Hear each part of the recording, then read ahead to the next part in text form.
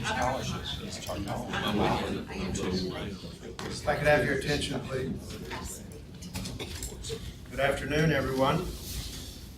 Call the meeting to order.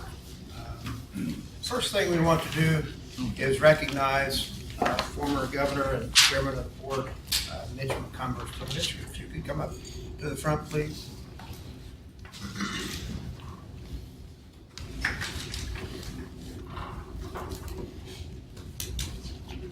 Right here. Oh, right in the middle.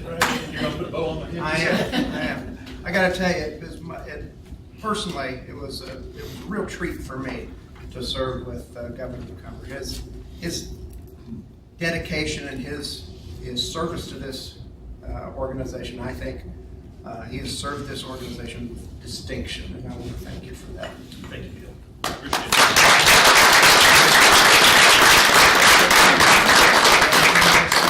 Other than it was a real honor getting to sit on this board and working with the board and the administration and the staff. Missouri Southern has always been very special to me, always will be, and it's a great institution. Thank you. Thank you.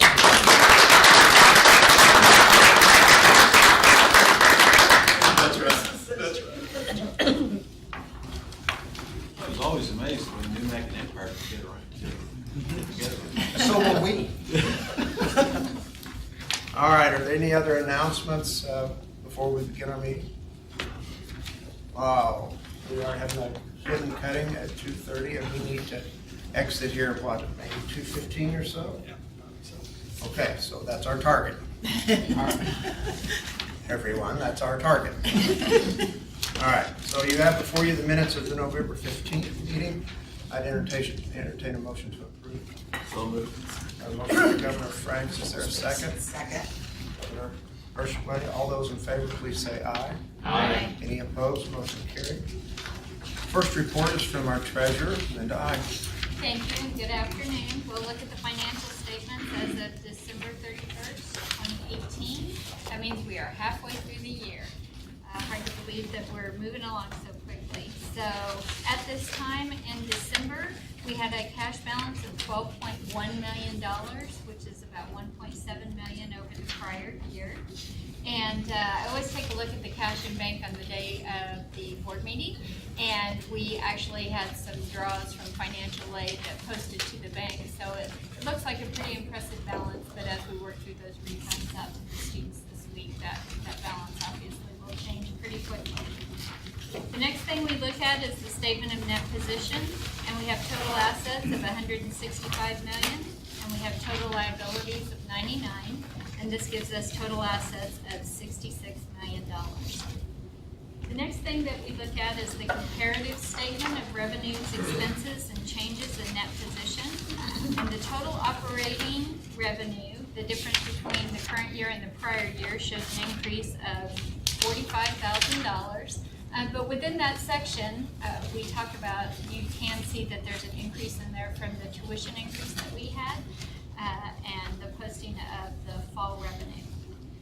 Total operating expenses show an increase of $1.3 million, and that's made up of some additional expenses within compensation, health insurance, contract services, some other operating expenses.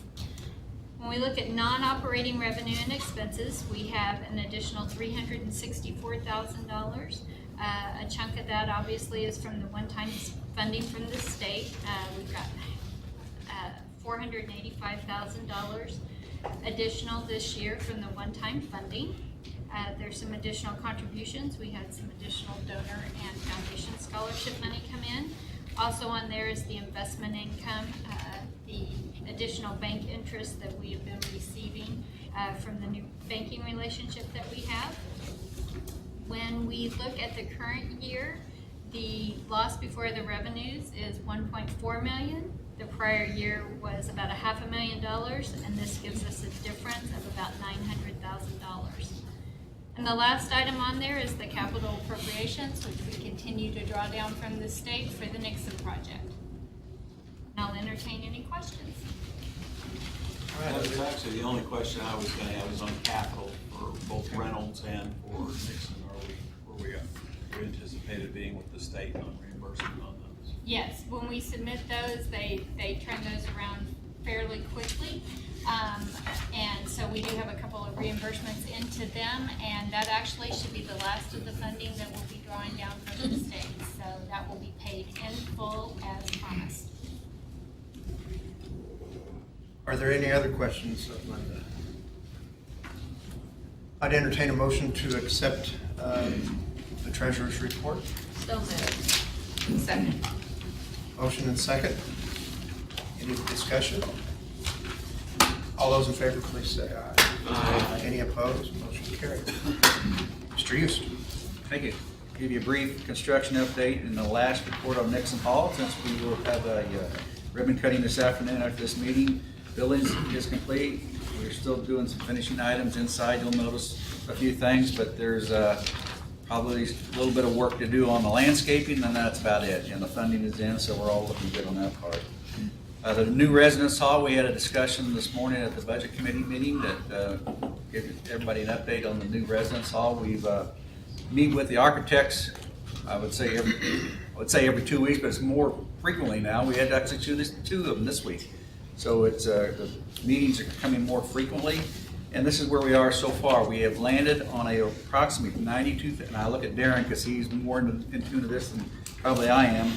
So we have landed on an approximate 92,000 square foot facility, 4 stories, and they will house approximately 290 students. It'll be a mixture of suite and traditional style rooms. And it is our intent to bond that facility at the first of next fiscal year. So Linda will do all the little legwork necessary for bonding, and we'll do that probably in August. And one last construction, an oldie but a goodie, I bring it up every time, but the city council approved the plans for the trail in November, as I mentioned. I feel like I'm repeating myself here every time. And they're waiting on the mall to sign the easement. Then after the city receives the easement from the mall, they'll seek clearance from MoDOT and bid out the project. And that's because the mall is going to deed the property to the city, who will deed it to us, and it just goes around and around. And just to give you an idea, when I say this is an oldie but a goodie, I look back on my reports when the very first time I brought this project to this group, February of 2013. So it's been going along that long. So hopefully we'll get it real soon. Non-construction, one item, the insurance committee, we have ramped that project up again, and we decided to move the meetings. We used to have the meetings in the summertime, but it was very difficult for the faculty to make it to those meetings, and we understood that. So we're moving them all up, and we've already started those meetings right now, and our intent is to present eventually to this board before the end of this fiscal year. So we're meeting quite frequently now. Anybody have any questions? Thanks, Rob. I see Mitch smiling in the back. He was hoping that you would be concluding the trail project. That's the reason he came today. I'd like to walk on the trail. I'll do it. I'll do it. Okay. Thank you, Rob. Jared? I find it interesting that Monday is Groundhog Day, so it's going to work out well for you. I'll be fairly brief. I do have a lot of points to cover. There's a lot of things going on, but I won't be in much detail to it. But our programs that are in the winter season right now are doing very well, including track and field is out there and competing, and we'll have conference championships in a few weeks. Baseball, believe it or not, actually starts this weekend. And it seems hard to believe that we're playing baseball already, but we are. We're playing baseball, and softball actually begins next weekend. So it's apparently spring. Not up north, but certainly down here it seems, right? A few other things regarding the MIAA. There's 3 task forces currently active. The web casting task force, which I'm a member of, and we're looking at a revenue sharing model. The football task force, which we actually meet next week. Next Wednesday up in Kansas City. We had a phone call earlier in January, and we're meeting up there in Kansas City at the new conference office, which is the old Kemper Arena, is the new conference office. And then also we have a membership task force looking at expansion or contraction or what the league will look like down the road, and Teresa serves on that. Regarding the NCAAs, as far as our meetings last week, there was basically 9 different legislative proposals. All of those were fairly non-controversial, with the exception of 2 that there were some votes that really had to be taken on, but nothing really that was earth-shattering. All of our coaches and people that have been impacted have been notified of any changes because everything was immediate effective date. Regarding some things in marketing, we will know effectively on Monday night after City Council what our Joe Becker game day will be like. We're looking at April 16th of this spring, and if you recall, that's kind of a throwback game we do a lot of activities with that. So also we're getting the promotional schedules ready for baseball and softball. We will be hosting an athletic sponsor appreciation event at the North End Zone facility on February 19th from 4:30 to 5:30. So we have about 47 corporate sponsors in the athletics department, and so we're having them come over, kind of entertain them, show about the upcoming year, some other opportunities for them, and then they'll go over to the Pittsburgh State game here that we're hosting that same day. We're hosting 4 alumni events in the athletics department coming up. So we've got a men's and women's track and field this Saturday night at the North End Zone. We're hosting a meet this weekend, so I think that we have about 76 alums coming back for that right now. So we're pretty excited about that. Women's basketball is next Saturday, February 9th, and that'll be at Young Gymnasium. And so we've had a great response rate for that. Softball's alumni event is April 13th. We also have the pink game that day, so we're going to have a alumni reception and then have the pink game as well. So we're looking forward to that. And then finally, we have an alumni event with volleyball on April 27th. So those are the ones we just set up here this spring. Other news for the department, National Football Signing Day is next Wednesday, February 6th. So you'll be receiving releases throughout, if you're on Twitter, you'll see releases throughout the day, and that's pretty common. We'll actually have our press conference on the following day at 1 o'clock at the North End Zone on who we've signed. That's when the media will all be there. Then that evening, 4:30 to 5:30 at Casanos, we're going to have the coaches available and the information available for the fans. We actually have a game immediately following that, so that's we're going 4:30 to 5:30. People can go to Casanos, visit with the coaches, talk about football, and then go right over to the basketball game, which starts at 5:30. So we've got that scheduled, so if you're interested in who we're signing, we're anticipating by the end of the entire signing period, about 50 signees for football this year. If you've done most of... Is it 52? Yes, 52. If you're interested, we do Moso Trivia Night on February 5th. So if you've played that before, it's pretty fun. The MC is awesome. From what I've heard, I've watched the game too. It's pretty good. So it's me. But that's going to be a great. Casanos is the sponsor for that event. And so we're looking forward to a great crowd. We've got quite a few teams registered. As far as a couple more kind of side things here, the grades are all in for the athletics department as far as for our student athletes. Cumulative GPA of 3.12 this fall. All the three sports had GPAs above a 3.0, and volleyball was the highest at 3.62 GPA for their team. So we're pretty excited about that. That's our goal, is always just to be above a 3.0, and we've really exceeded above that goal. So that's a lot of dedication from our coaches and our student athletes. Finally, we were down in Orlando for the NCAA convention. That happened to be where the Pro Bowl was. And so we got down there a day early to get ready. We had a chance to see Brandon Williams, who was in the Pro Bowl for the first time. So got to see him at the game, talked to him at the practice, and talked to him afterwards. But it was his first Pro Bowl with the Baltimore Ravens, so it was really neat to see him and his family down there. I'll be a couple more things. I think one, this might be covered by advancement, but we had a talent show. If I told you about it before, it was actually the night of our last board meeting. So they generated a few $100s, and that was all put to the Ronald McDonald House, and the talent was pretty good. Got some good singers and dancers and bad actors, but they could flop maybe on the floor, but they weren't doing really well at the Performing Arts Center. But that was neat to see, and of course, Ronald McDonald House was very appreciative. Finally, our linebackers, we have 283 members this year.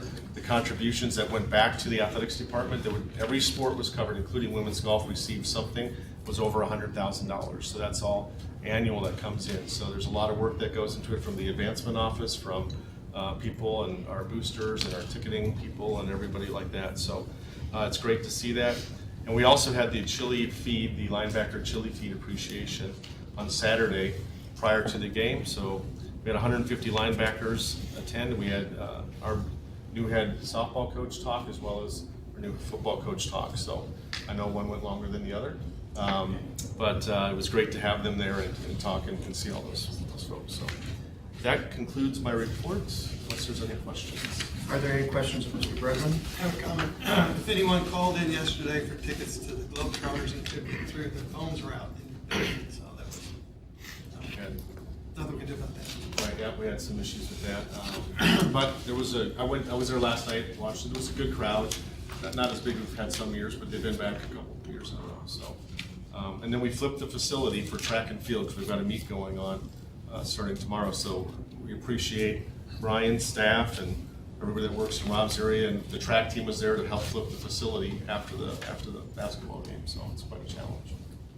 If I can make it a quick observation, it just occurs to me that the North End Zone facility is destined to become an iconic facility on this campus.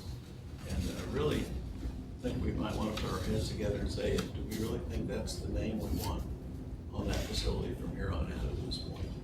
It's going to be as key and as important as it is maybe it's something we don't think. Now, I know it's definitional, it's got the direction, and you can find it off that, but is that really the name that we want? No, it ought to be a big donor. I agree with that too. Be glad to do that.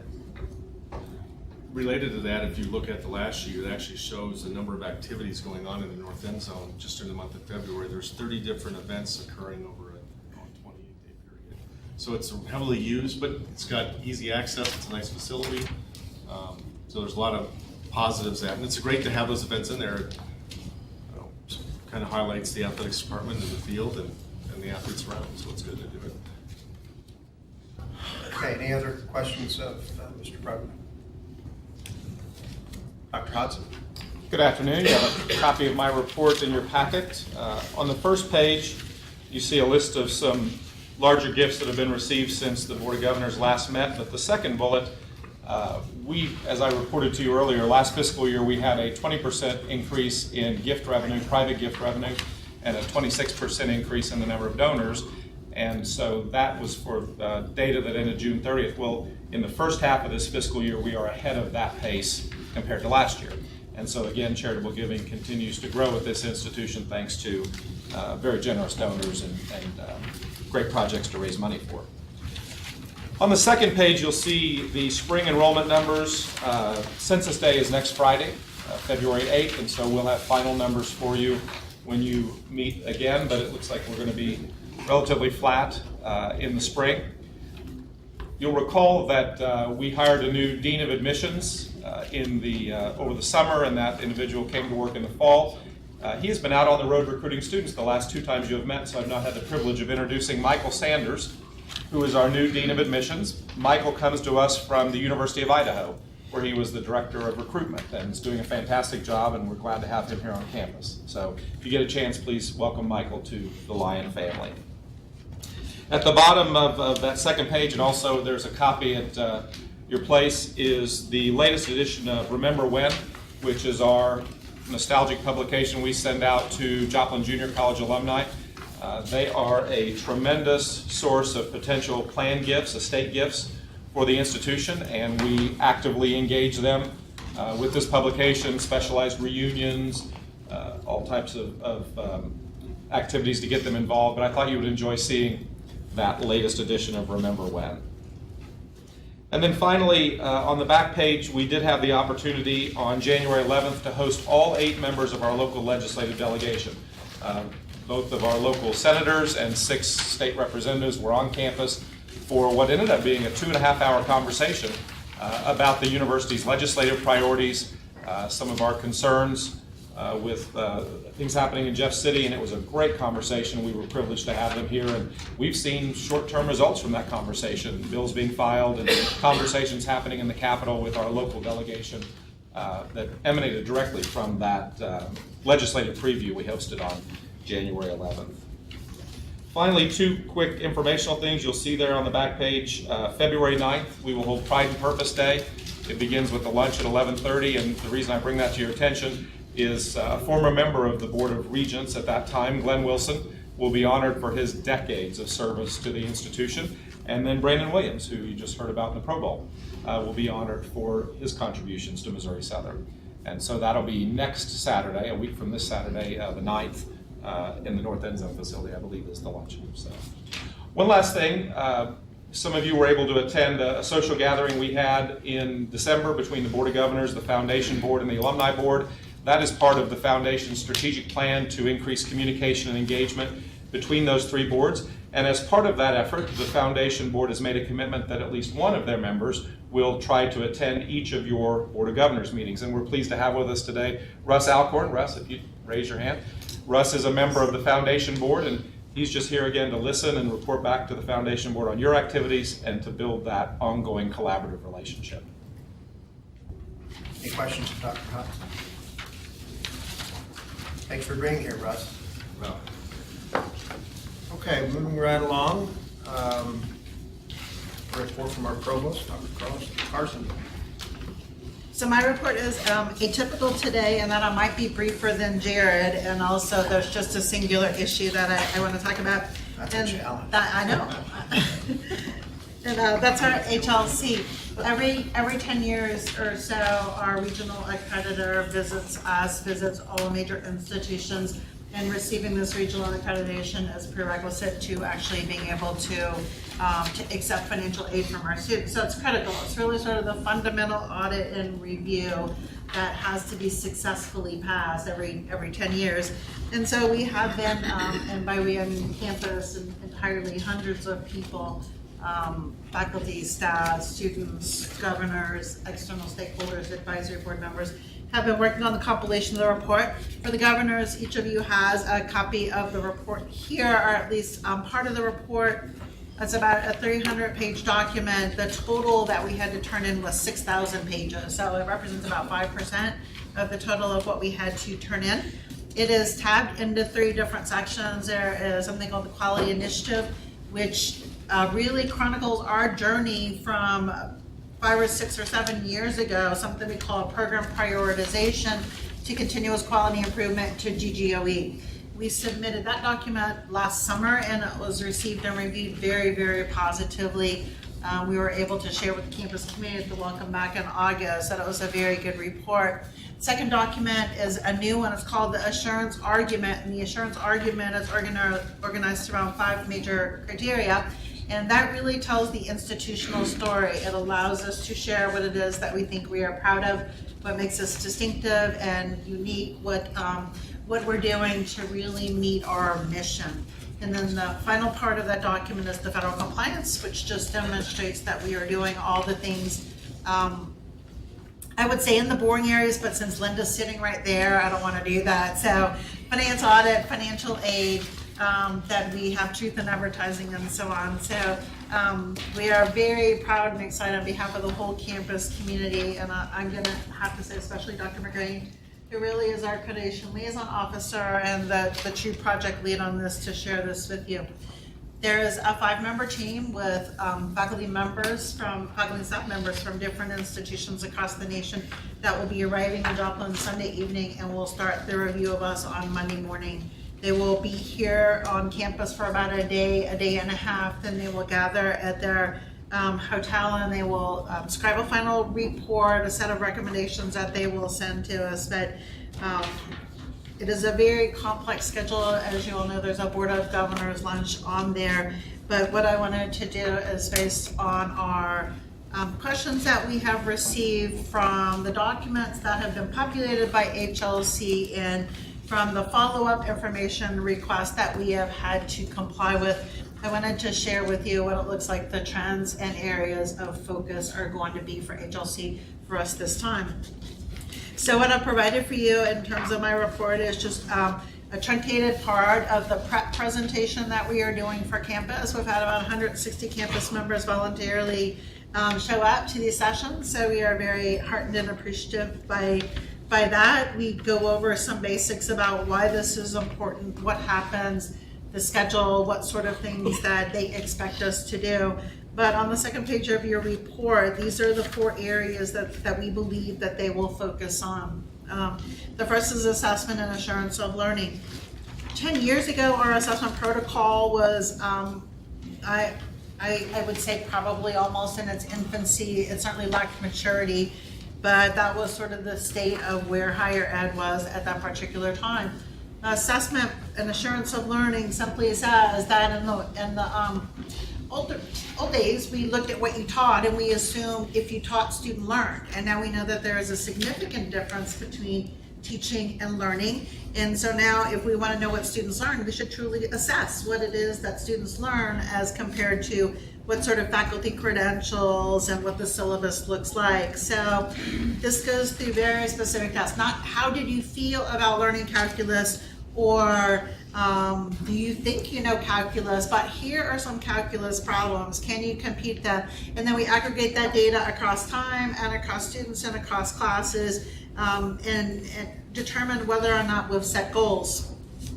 Once you do that, you have to have robust data, you have to have good protocol, and then you have to close the loop. So if you're not meeting your goals, you need to figure out how you're going to alter. If you are meeting your goals, you need to stretch your goals and make them a little bit more challenging.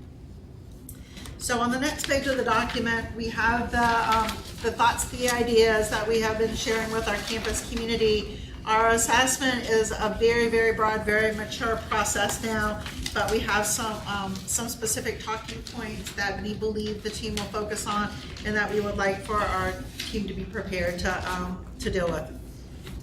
The next area is the area, or one of the two areas that I think will be of more focal interest to you all as our board, and that is shared governance. When the team visited 10 years ago, there was a follow-up required, which means that it was not perfect performance in the area of shared governance, and they did not see evidence that they believed that there was sufficient amounts of shared governance. So there was a follow-up report. They returned 5 years later, and the university was shown to have improved significantly, but it's an area where we focus on a great deal.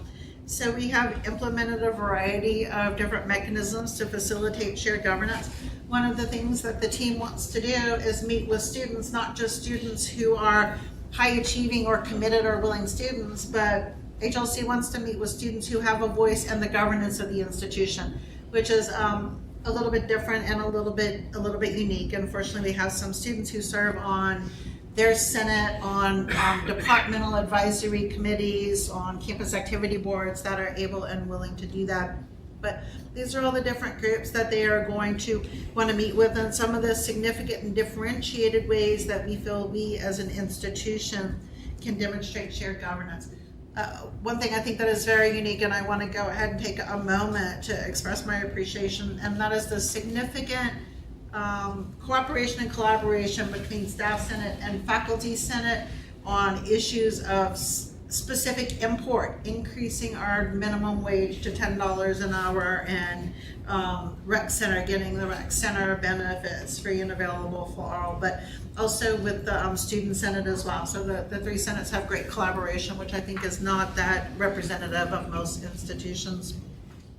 The University Council is another unique entity that they have been focused on. It's not a governance system that most universities have, so we are going to be prepared to address why we have that, what good it serves. It actually is the entity that is the top level huddle for GGOE, but how that has benefited communication and cooperation across campus. Another area that they'll be interested in talking to the board about is our third focal area, and that is strategic planning. And as you all know, we have followed a process that is not typical. When we completed the 2011 to 2016 strategic plan, Dr. Marble said what he doesn't want is a tedious month-long process that basically yields a situation where no one wants to see the strategic plan one more time, because that's not what it's about. We don't need to be sitting in rooms for 3 months at a time deliberating over one specific word in the mission statement. So in the beginning of the development of our new strategic plan, we identified that we wanted 3 characteristics present. We wanted to be a very transparent process, a very inclusive process, and convenient. And so we did things like one-word surveys that give us a single phrase. We had open forums, and we went to specific units and did the open forums. We posted everything on Workplace by Facebook, which is sort of a social media page for organizations. We took all that data, we subjected to some qualitative analysis and came up with frequencies and word clouds, and we shared all that input with the board, and we came up with the 5 major goals. And the 5 major goals parallel the MDHE blueprint for higher education. And then we developed the SOL goals, and now we are here at the place where all of our campus entities have adopted the goal of retention, that increasing retention, which Dr. Marvel will talk about in his report, so I'll probably just not say any more about that right now, and other sub goals as well. So we have developed what we think is a very robust process with a very viable directive product, but it was a little bit different than what most schools do. So we have worked with our campus community to make sure that everyone feels comfortable articulating how that different approach has benefited us. And then finally, GGOE. GGOE is interesting and novel to the reviewers, to HLC, to many institutions, because it's not an approach that, well, any other institution, frankly, has taken with regard to putting all of that data out there for our campus community to look at and to react to and to be able to use. And there are several other things. The scoreboard that we have developed, the most solutions and the innovative training to be part of GGOE. All of those things are really kind of groundbreaking. So they are coming to follow up and make sure, as they do as a review team, that what we say we're doing is actually what we're doing. But I think they're very interested in how some of our innovative initiatives in this domain have advanced us toward our mission. Each of the sessions is about 1 hour. There are reserved sessions, and there are also open sessions where anybody on campus is encouraged to come, and there are drop-in sessions if you wanted to share something privately. And we have the schedule, it changes. The team is allowed until the moment they get on the plane to depart Joplin. The team is allowed to make alterations in the schedule and request additional meetings and supplemental information. But we have at any given time what is the most current, accurate schedule, and we will be sharing that with the whole campus community probably about 3:30 today after the ribbon cutting, and that will probably be a viable schedule for about an hour and a half before they change it again. So it's a very, very dynamic process. I'm happy to address any questions, but I want to say that this has been a monumental effort with dozens and dozens and dozens of people involved in supporting, not for a week or a month, but for 18 or 20 or 24 months. And I cannot thank Wendy enough for her vigilant leadership on this throughout all of these months. She's sitting there working on a change right now, I can tell you. She's submitting something, but it's just a privilege to be able to be part of the team that was able to put together this report, not because it was so significant to author it, but really, quite frankly, because when you read the stories of what has been accomplished, nothing could make you prouder of our institution. So it was an honor and a privilege. Thank you, Dr. Carson. Are there any questions for Dr. Carson? I have a comment. I do think Wendy and Paula deserve all kinds of credit. There were a lot of people that contributed. They put the self-study together. It's a fantastic document. You'll enjoy reading it. You know, all of us on the board, I think, just see this from the standpoint of it has to be done for HLC, it's got to be done for our accreditation or future. The best value of this is all of the internal assessment that it creates, and our focusing on building a culture where better is what we're all about. I applaud everybody involved in it, but I want us all to understand the greater good that comes from it is not just getting reaccredited. I think we've already realized that. We're seeing benefits. Anything else? No, thank you. Okay. Thank you, Dr. Carson. We'll now move on with Mr. Fullerton. You have my report in front of you, and I'll just highlight a couple things. One, I want to brag on one of our staff, Becca Diskin, our Director of Financial Aid. She was selected by the National Association of Student Financial Aid Administrators to actually serve on their certification exam. That's the exam that financial aid staff nationwide take, and it would be a financial aid professional. And so she was drafted to help review and to write test questions for that certification. So we want to make sure that she knew we were very proud of her and bring that before the board. A couple of grants in the Upward Bound program that you know we've had for quite some time. We did receive a supplemental grant And the dollar amount is not excessive, it's $11,000, but the things that we're going to look at, we're actually, the Upward Bound program has reached out to business partners such as Leggett & Platt, Eagle Pitcher, and a variety of others. And we're looking at using that supplemental grant in the areas of alternative energy and cybersecurity information for students. The Upward Bound program, if you remember, for the focus of this, is for high school students, traditionally sophomores and juniors with a handful of seniors. But again, they're targeting students that may be at risk for not attending a university or college, and works with them. And so this will be a great addition to that program. In addition, we received a Green Dot Violence Prevention grant. That'll be $52,000 and some change per year. It's a one-year grant with a possible extension for 3 years to go along with our Title IX program, abuse prevention, violence prevention, and bystander prevention. So I wanted to pass that along to you.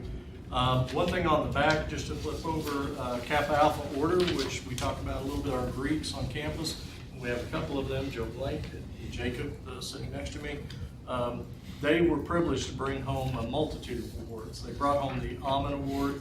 This is the 3rd straight year for that, and that award is only given to the top 10% of the KA chapters in the country, and that's for sustained demonstrated excellence. And then I'll leave the other 6 areas for you to look at there. Things such as dollars raised, the amount of philanthropy hours donated, excellence in community and campus relations and communication. And so again, we just wanted to congratulate them and bring that to you. We also have some students that attended the Governor's Leadership Forum, and I'll save that for later in the program. In addition to what Dr. Carson said, and Linda alluded to it earlier, the HLC accreditation does have an impact. We're just now processing $12.9 million, as Linda alluded to earlier, in financial aid for our students. So definitely an impact to the campus and our students. Thank you, Darren. Are there any questions of Mr. Fuller? Now we'll hear from our Faculty Senate President, Dr. Latham. Thank you very much. So since the last Board of Governors meeting, Faculty Senate only met one time. That was our last meeting for the semester on December 3rd. In that meeting, we had no whole business and a couple of, just to inform you of some stuff that's going on in our committee work. Committee on Committees was reviewing language and relationship between the school curriculum oversight committees and the academic policies committee. Essentially just to kind of add another layer of review for any academic policy changes before they actually hit Faculty Senate. So in addition to kind of that, just other language involving making sure that the SCO sees that there was language in the handbook saying it's going to be necessary for whoever the secretary will be for this committee to have access to workflow, and kind of informing them of here's what you need to know if you're going to do this job as things kind of go on. So, International Studies Committee, looking at developing assessments for student study abroad experiences. And kind of also in addition to that, looking for ways to assess how well themed semesters are going and how to actually increase student attendance at those meetings. So other new business was just the list of curricular changes that you have there. Because of the HLC committee meeting coming up on Monday, that's actually during our regular scheduled Faculty Senate times. Because our workload was kind of light for this month, and due to those meetings, we just said, okay, let's just push the workload to February or to March, and that's all that I have. All right, thank you, Dr. Latham. Are there any questions of Dr. Latham? Thank you. And staff, Senate President, Mrs. Pitt. We had a meeting in December. We forego the one in January. We usually don't do one in January with the new start of the semester. So it was a unanimous vote on that. The main thing that I want to talk about is the angel tree still, because now the angel tree has finished up. It was a great success. We were able to take care of 45 families, which totaled 107 children, which helped because of this program. The gift wrapping event that happened on December 3rd had 25 volunteers totaling 43 hours of service wrapping those presents. So anybody that was able to contribute and help out with that, we greatly appreciated it. And then thank you cards were sent out to all the donors. The other items that we are talking about is the recycling. We see a need for improved recycling on campus. We are still trying to figure out what to do in regards to that. We know that there's recycling bins back behind the physical plant that we have access to. Just trying to get things from the buildings to those bins is something that we've decided maybe if we speak to our buildings as a whole, maybe we can get somebody to help bring those items to the bins to be able to recycle, which will actually be a cost savings because then we might be able to lower how many times the dumpsters at those buildings actually get dumped. So if we can, such as the Justice Center for me, I think it gets dumped every day. If we recycle more, then it might go down to 4 days or 3 days. So, we can't rely on the custodians to be the ones to do that. Some of them might not be able to do that, and it should be something that we look at as a whole and work together and not assume it's one person's responsibility. So that's one thing that we are looking at. I will give you an update as I know more. And then new goals is just staff is mainly worried about the issue of minimum wage and how anything is going to hinder us and any compression that might not sustain due to the impact of the minimum wage going up the next 4 years. So that is our main concern right now is finding out how that's going to unveil. And we know that's not going to have an immediate response, but it is something that is stressing and overburdening. The next meeting that we will have will be Wednesday, February 13th at 9 a.m. here in this room. Any questions of Mrs. Bennett? Thank you for your report. Mr. Jacob Lang. Thank you. This year we've been very fortunate on the Student Senate. We've reestablished philanthropy efforts. We've expanded our social media presence. We've allocated funding to the various campus organizations. And if you go between Plaster Hall and the Alumni Center, you'll see that we've expanded the sidewalk there for students and other members of the campus community. It's been a great year for Student Senate so far. Only thing I'm kind of looking forward to is maybe that bridge to the mall, you know? So are we. Yeah. I did not write that for you. How many years do you have left on campus? Not enough. We have talked about this project since I was a freshman, and now I'm a senior. That's all I have to report. Thank you, Mr. Lang. Are there any questions of Mr. Lang? All right. Grad school. Grad school. We had meetings this morning with the Academic Affairs and Budget and Audit. I think last time I went with Governor Franks first, so I'm going to go with Governor Haley first today. Oh, thank you.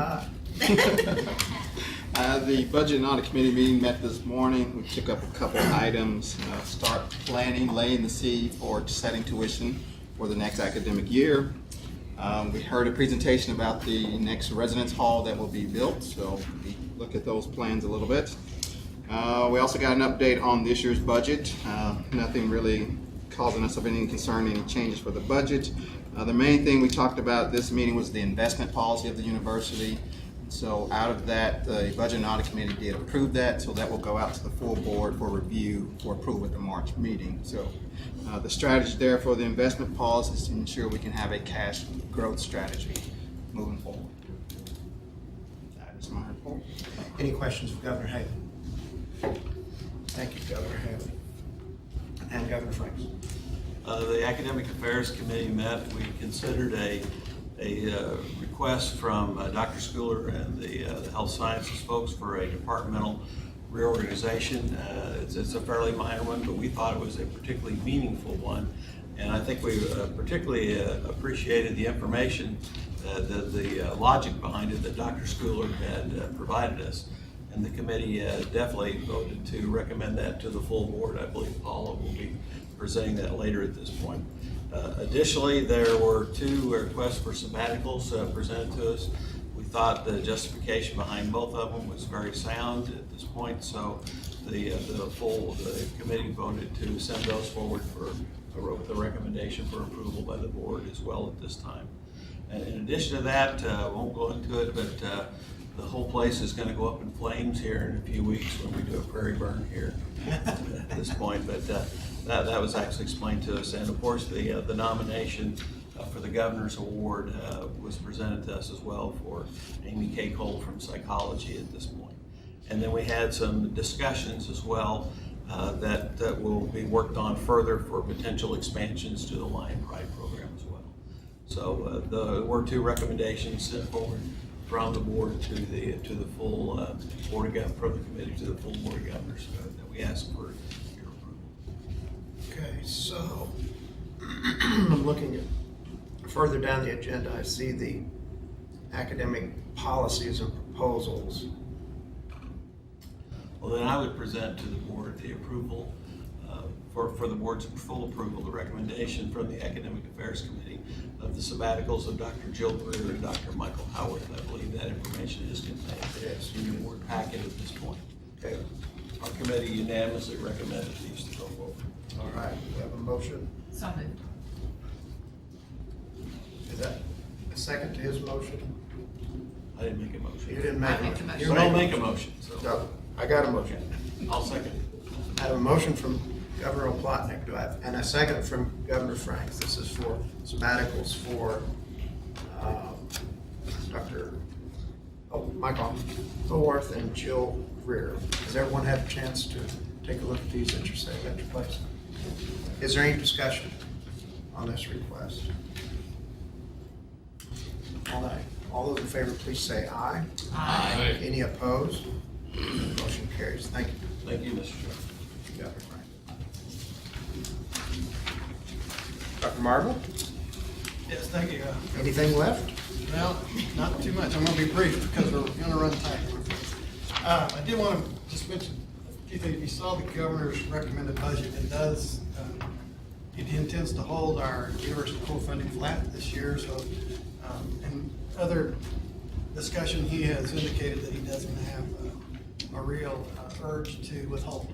So hopefully we can make it through this year without any withholdings, and it doesn't look like we're going to be cut. That's a good thing.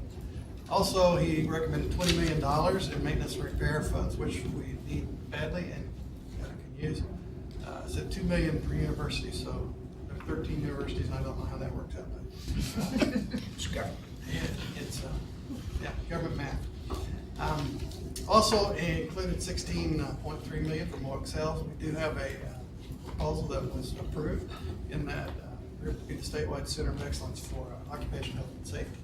So that's kind of the good news from the governor's office. We'll be talking to our local delegation to see if we can get this thing passed and maybe do some other things too. Did go to the NCAA annual convention that Jared mentioned briefly, and a couple of things jumped out at me that I thought, a couple sessions. One was on esports, which seems to be a growing trend across the country, where gamers are having competitive events. There's a plus and minus to these things, and a panel discussion where they talked about team spirit, people being better retention, all kinds of things that on the other hand, the games they play are very violent, misogynistic, and problematic sometimes. So I think one panelist wrapped it up the best by saying that he thought we're in the first 5 minutes of a 4-quarter game, and I think maybe we'll wait for the second quarter to take a look at it, but we need to keep an eye on esports. If it's a thing that the NCAA does take some control over regulating, then it might be something to look at seriously. The other thing, and maybe more disturbing, was sports wagering. As you probably know, the Murphy decision overturned the laws that protected, or that outlawed really most sports gambling except in Nevada.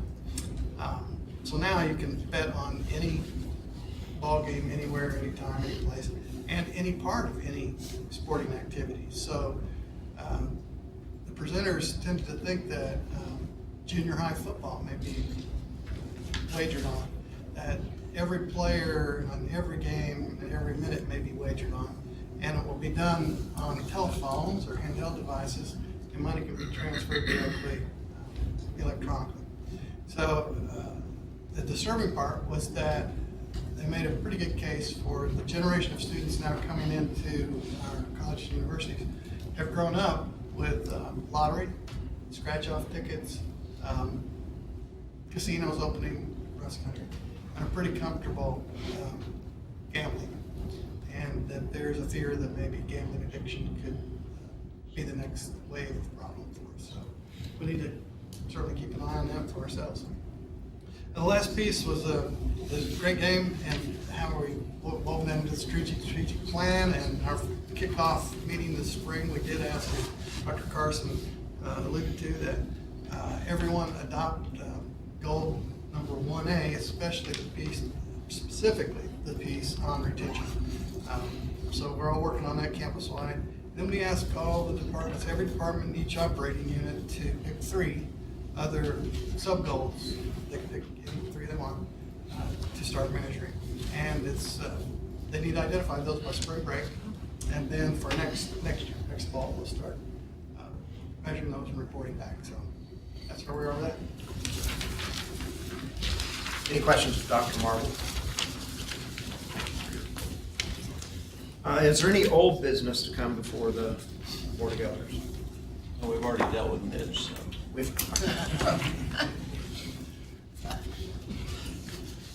All right, we'll move on to new business. Dr. Carson, do you want to present the departmental? I would appreciate that.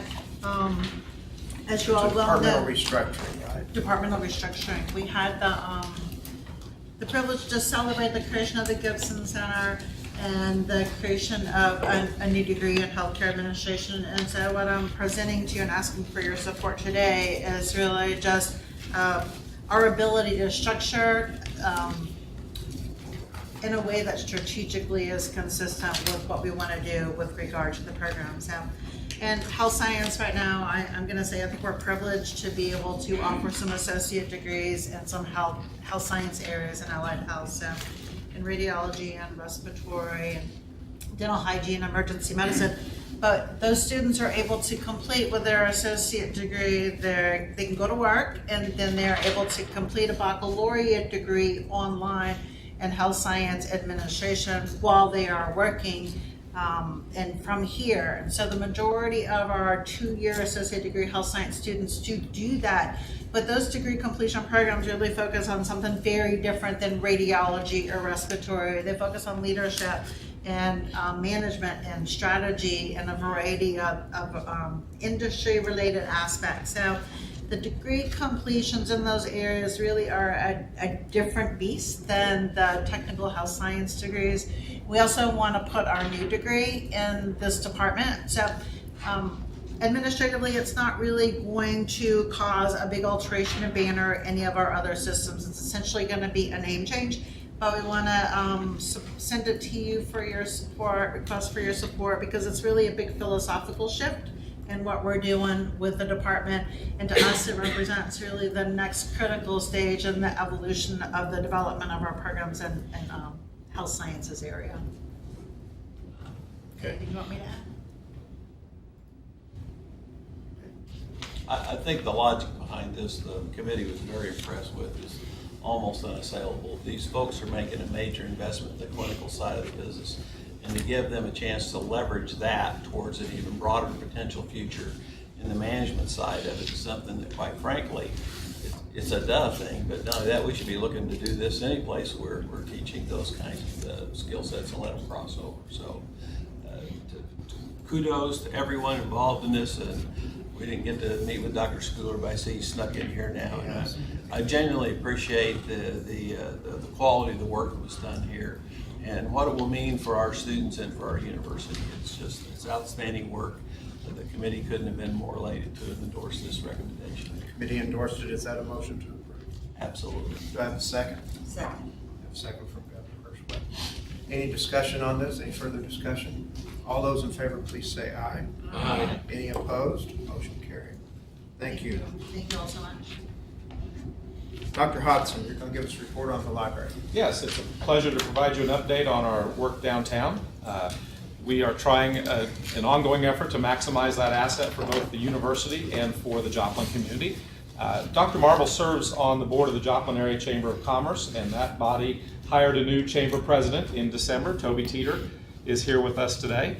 And shortly after he was named, Dr. Marble encouraged Dr. Carson and I to meet with Toby and to work him into our discernment process about how to use that building and see what his vision was for downtown Joplin and how Missouri Southern, the chamber, could partner and really take maximum use of that asset. And so we've met with, Dr. Carson and I have met with Toby twice, once at his office, and then once we toured the library and just dreamed big and thought about what we could put down there and had a really great conversation. Dr. Carson and I talked the whole way back about all the great ideas that came from that.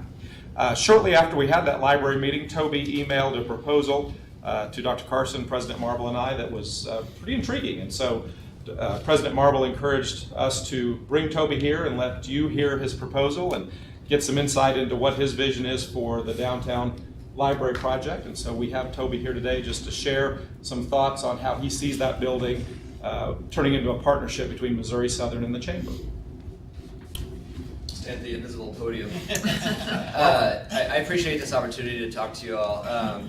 I see the Chamber as a conduit to the business community, and it's really important to better understand long-term how the business community can help achieve your guys' goals. Meanwhile, this is near and dear to heart, and I'll go really fast with this. I am new to the Chamber. I'm new to the Chamber world, but I'm not new to Joplin. I grew up in Carl Junction, Missouri. The day after high school, I left because I didn't feel comfortable doing the Missouri Southern pipeline, because at the time my perception was that's where you go to become a cop, a teacher, a nurse. I wanted to be an entrepreneur. Eventually I floated into the tech sector, and I started an online marketing company that went public in 2006, and that's when I moved back home, here to Joplin. One of my passion projects since I moved back here has been trying to find a way to create a culture of technology, innovation, and entrepreneurship. I want to find a way to unite this into a community. And a few months ago, I had the opportunity to interview for this job, and I got it. And one of the cornerstones is just creating a way of creating a community that supports entrepreneurship, innovation, and technology. And another aspect of my interview process is I talked about getting rid of all the silos. How can we all work together to achieve a common goal? So I thought it was really natural, and it's just really just a natural flow to kind of explain this really as kind of a structural improvement to our entrepreneur ecosystem here. And there's ways that we could take our capacities between our organizations and programs and workspaces to do something really, really big and instrumental and actually change and affect this community. My proposal, shared with Paul and Brad, is to take temporarily a subcomponent of the Joplin Library and convert that to shared space for entrepreneurs, and potentially bringing the Small Business Development Center into that box to service not only those entrepreneurs, but more directly service the business community from the downtown campus. There is going to be a huge shift within the Chamber of the type of programs that we're going to provide to our membership. That will include seminars having to do with omni-channel sales, having to do with selling your products on Amazon, and a bunch of areas that I'm specifically competent to teach those seminars. And what I've suggested is the ability to combine those programs and also traditional chamber referral and networking programs and expose those to these tenants of the share space and also to the students. It's really important to allow and let them know that this community exists in our community. We want to encourage all the home-based startups to actually unite and get into either the Innovation Center, the existing Innovation Center next to the Chamber office, and into this workspace. And then get your student population to let them know that this is an option in this town. You don't have to leave Joplin if you want to create a business, get into tech, and do innovation. And so we're really working with other organizations, not only the Chamber, not only the university, but other assets, what other community assets we have that we could share and promote under a common brand to actually create a sort of innovation hub. And it's a really exciting opportunity. It'd be a quick and simple, relatively speaking to me, it's easy for me to say, to actually shift some of your property to this direction, and it might flow naturally down the road, depending on what type of programs you put in that box. That's the gist of it. Yeah. Any questions of Toby while he has the floor? By the way, congratulations on your selection. Mr. Chairman, I'd just like to note once again, he's a Carl Junction guy. Noted. Let the Grew up minutes right reflect. behind my parents, so osmosis works. Mr. Chairman, the only comment I would make is that first of all, I do think it's a good idea. But I do think that we have to keep in mind that the Small Business Development Center in Missouri Southern are a regional asset. And I would encourage us to reach out to all the chambers in this area to make this a very good. Toby and I have already had some discussions on collaboration, but this is something I think we should make sure we do at this point. Great idea is a great idea for everybody. And I think that's what we need to make sure of. And that's, you guys all have heard too much from me about what I think some great utilizations are in this downtown facility. I think this goes absolutely down that way of redefining our area at this point and spreading opportunity and creating a way that Missouri Southern, frankly, will make a big imprint positively on downtown Joplin as well. By the way, I have no problem making a big imprint on downtown Joplin. It's a good thing for all of us. But I do encourage us to think regionally with everything we're doing collaboratively at this point. So. Thank you, Governor. Thanks. Anything else? All right. We appreciate that. Even if it means we have to talk to Carl. Hey, thank you. Anything further? No, thank you. So I think it's I think the status from the university's perspective is that we are in a position where we're looking for the program or programs that fit with that facility. And fit with our students. And fit with our students. So, we're not in a position where we're ready to make a decision yet. We're still in that stage of exploration, if you will. And we appreciate this idea that you have, and I'm sure the staff and management, or the administration and management will take that under serious consideration. Mr. Fullerton, the Missouri Governor's Student Leadership Forum. Yes, in the back page of my report, there's a great amount of detail in this program. And so I'll leave that for you, but I think it's always important to bring our students in front of you whenever we get the opportunity. So we did have the opportunity to sponsor 4 of our students, and without any further interruption from me or introductions, I'm going to let them introduce themselves and just tell you about this experience that they had going to Jefferson City and representing Missouri Southern at the Capitol and meeting the governor. So.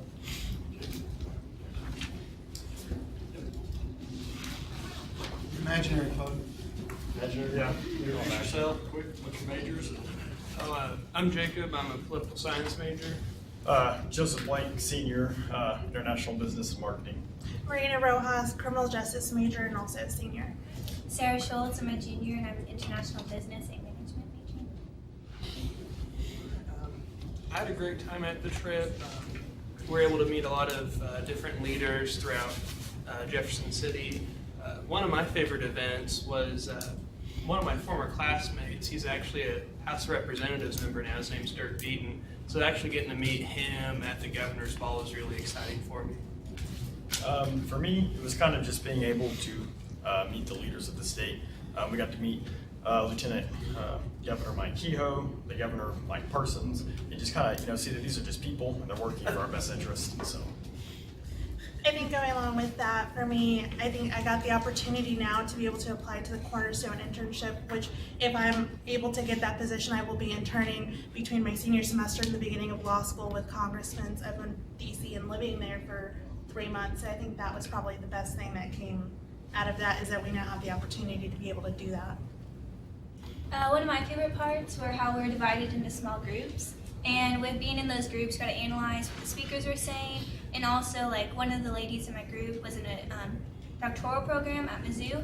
And so it was interesting to see her point of view and also, like, what they're doing on their boards and, like, other senators across Missouri and what we can do and bring that back to us. So again, the back form talks about their experience. They had an opportunity to go to the governor's ball, the governor's prayer breakfast. They got to meet several of our legislators.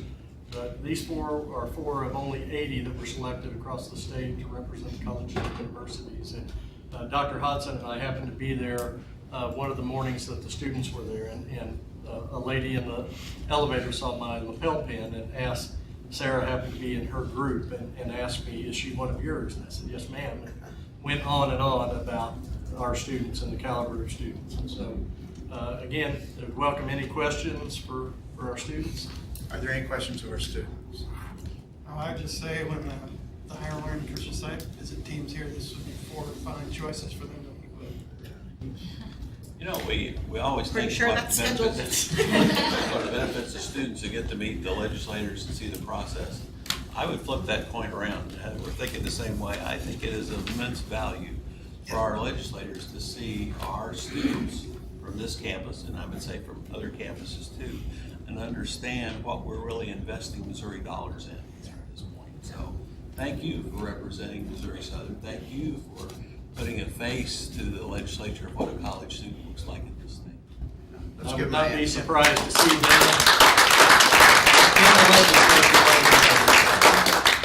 I'd like to make a note that I like seeing criminal justice there. We don't just train cops. We have diverse field. So I love seeing you up there. I'm so proud of you. Thank you all, and congratulations. Thank you guys. Are there any other items to come before the board? Okay, we have a ribbon cutting. We're going to walk over to Reynolds, right? Yes. Okay. We're going to run over to Reynolds. I'll entertain a motion to adjourn. Governor Frank? Second. Governor Haley. All those in favor, please say aye. Aye. Any opposed? We are adjourned. Thank you all. Oh, good. I was the freshman.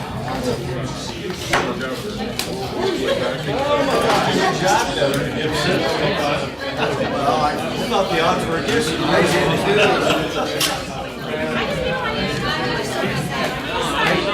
It was not a hint that we were going to be. No, it was not. Well, like, it is a target.